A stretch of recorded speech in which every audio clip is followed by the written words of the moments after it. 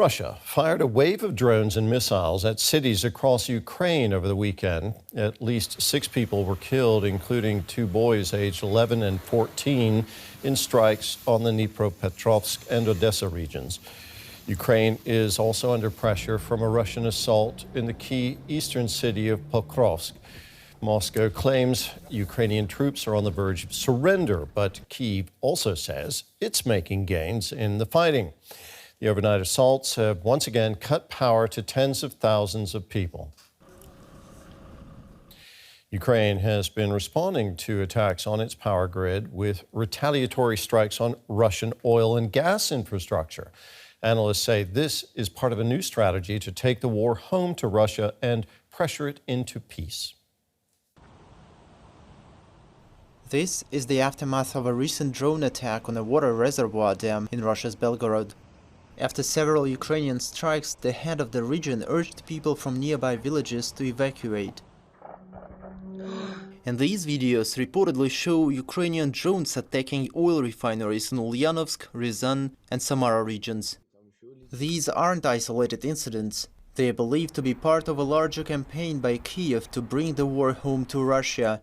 Just in October, Ukraine struck more than a dozen targets inside Russia with drones and missiles. These attacks are spread out across a vast area, from regions near Ukraine's border to targets deep inside Russian territory.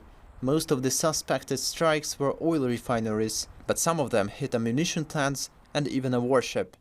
Ukrainian political analyst Volodymyr Zelenskyy says Kyiv is selecting the targets with a particular objective in mind. One of the main goals of strikes in Russia's rear is to force Russia to end the war, to make the cost of the war higher for Russia, and to increase the incentive to bring the war to an end. There's some evidence the campaign is having an effect. Amid ongoing Ukrainian strikes on oil infrastructure, long lines have formed at gas pumps across the country. Some stations have shut down due to fuel shortages, while others are seeing record high prices. Regional authorities are warning of a fuel crisis, and Russia's defense ministry now wants to deploy reservists to guard oil refineries. A decision has been made to involve the most well-trained and patriotically minded citizens in measures to protect civilian facilities deep inside Russian territory. The effect of the Ukrainian attacks is not clear when it comes to public opinion in Russia. Most Russians still say they support the Kremlin's invasion of Ukraine. Criticizing the war can lead to a prison sentence. Still, a majority of those surveyed also say they favor peace talks with Ukraine. In polls, Russians say yes, Russia is fighting extremely successfully. And at the same time, they say it's time to end this fighting. Everything is going great. It was right to start the special military operation. But let's wrap it up already, Russians are saying. Public opinion aside, Russian President Vladimir Putin shows he is determined to continue his confrontation with Ukraine and the West. In the past couple of weeks, he's boasted twice about the development of new weapons. The Russian leader said the country had tested the subsonic Burevestnik cruise missile and the Poseidon nuclear-powered torpedo. The power of the Poseidon far exceeds that of even our most advanced intercontinental missile, the Samad. There's nothing like the Samad anywhere in the world. Ukraine seems likely to continue its strikes deep inside Russia. It's calling on Western partners to supply bigger and better long-range missiles, primarily American ones, to strike more effectively and further ramp up pressure on Moscow. But allies' delivery of those weapons and permission to use them has so far been slow and cautious. More on this now. We can speak with Domitilla Sagramoso. She's a senior lecturer in security and development at King's College London, focusing on Russian security policy, and she joins us today from Istanbul. Domitilla, we saw in that report how Ukraine is intensifying its air campaign inside Russia. Can you give us an idea what Ukraine is hoping to achieve with these strikes? There are 2 main objectives. One is to weaken Russia's export capacity. We know that oil and gas represent around 30% of Russia's revenues for the state budget. So by hitting, for example, at oil terminals, at refining centers of where they refine oil, also fuel stations, they're trying really to reduce the ability of Russia to refine and to sell oil and oil products. And there are reports that this represents, according to the Ukrainians, the Russian oil refining capacity has been reduced by around 35%. Other reports talk about 4.5%. So that's really having an impact. On the other hand, and this is also very important, the objective is to hit at Russia's logistic capacity. So ammunition depots, airfields, aircraft, concentration of troops. So to make sure that Russia finds it hard to make its war machine functioning effectively. So to hit really at this nucleus from where Russia can carry out its operations on the front, and from also where it can hit at the whole Ukrainian strategic infrastructure, energy infrastructure. So there are these two key objectives in this way to make it harder for Russia to advance in its military objectives.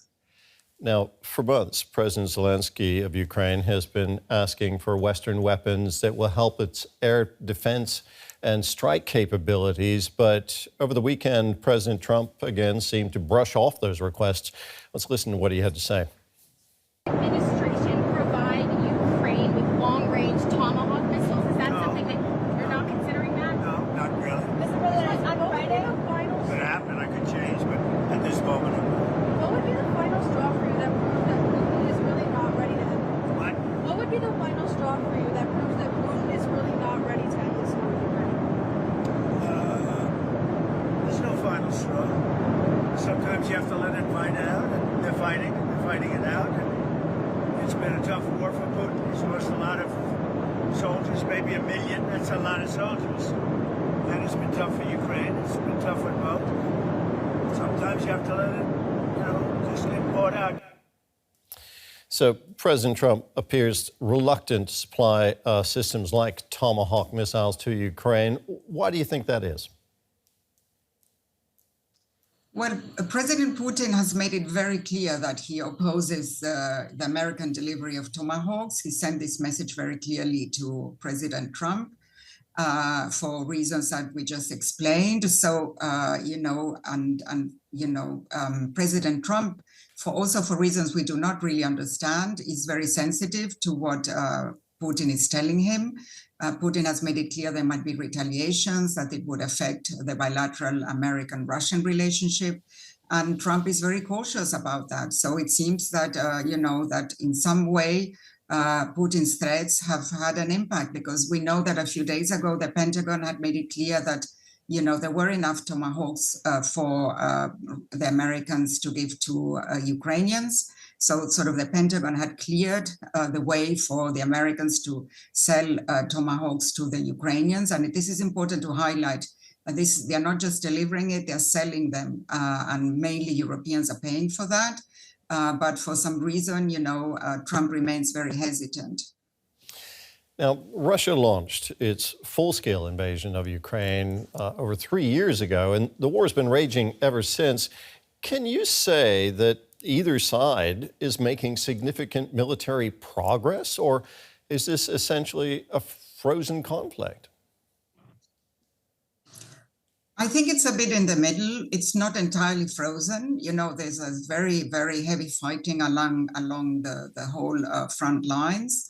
And what we have seen over the last year or so is that, or also previously, is that Russia is able very slowly to advance at a very high rate of casualties and very high rate of expenditure of ammunition.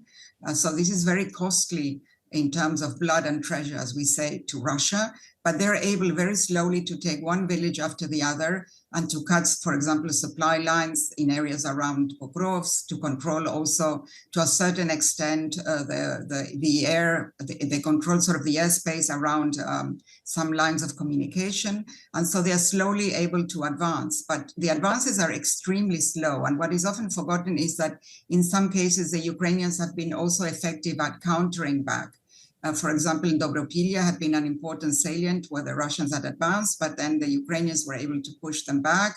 The same, that's in the area of the Donbas. Then in the northeast around Sumy, the Russians had advanced inside Ukraine, but the Ukrainians were able to push them back to the border. So it sometimes also moves in the positive direction for Ukraine, but it's still very costly. So the strategy in a way of both sides is a war of attrition to exhaust the other side, to make it really costly in terms of men and equipment. And the Russians, because they slowly advance, very slowly, but they do advance, probably think that the war is on their side. But at the same time, it's hitting, as you mentioned in your program, the domestic front in terms of the economy. The economy is not growing. Right. There is real problems with the provision of energy. So, you know, it is very difficult for both sides at the moment. Domitilla, thank you very much for taking time to talk with us today. That was Domitilla Sagramoso, a senior lecturer in security and development at King's College London. Thank you. For more on this week, and now across to our correspondent Nick Connolly in Kyiv. Nick, is the military battle for Pokrovsk being fought as fiercely as the propaganda battle right now? Certainly, Terry, there is a whole lot of noise around this, and the so-called military correspondents from the Russian side have basically called this and said that Russia already controls all of Pokrovsk. That is not the case. But it is also true that this is basically the hottest point on the front lines right now. We're getting reports that elsewhere we've seen Russian efforts to take territory slowing down because seemingly resources are being sent to Pokrovsk. This is the city that Vladimir Putin wants to get. And there is a real sense that Russia is willing to risk and to put all the lives in harm's way that it needs to get that city. We've been speaking about Pokrovsk falling basically for a year now. At the end of last year, it seemed like it might happen sooner. Then kind of earlier in this year, you saw shops closing, lots of civilians leaving, the final supermarket closing this summer. So it does seem like, you know, it's a question of time, earlier rather than later, whether Russia will fully take Pokrovsk, but it's not happened yet. And there are still Ukrainian troops on the ground in Pokrovsk trying to make sure that they don't get surrounded and that all the less mobile units can get out. Yeah, clearly Ukraine isn't giving up yet. The president says that special forces have been deployed now to Pokrovsk. How significant is that, Nick? So I think that operation that got a lot of attention, where we understand special forces paratroopers were sent in by helicopter to reinforce those lines. That was all about trying to slow down this Russian advance to make sure that there isn't a situation in which Ukrainian soldiers are surrounded and then taken prisoner. When you look at the map of the front line right now, it is really a pocket where Pokrovsk is surrounded on three sides by Russian-held territory. And there are, though, still routes in and out. Those haven't been cut off yet. There is still supply to the troops there, and there's still a way out. There is a sense that they are just very clear that they don't want this to end up the way that it did in other cities where significant numbers of Ukrainian troops ended up being taken prisoner. Tell us more about Pokrovsk, Nick, and what Ukraine's defense of it tells us about Kyiv's strategy in this war. So Pokrovsk was a very important logistical hub in terms of railway connections, in terms of just general organization for that kind of southeastern part of Donetsk region. It has to be said that is less relevant now because Russia has taken more territory there. So the kind of hinterland of Pokrovsk is already in Russian hands.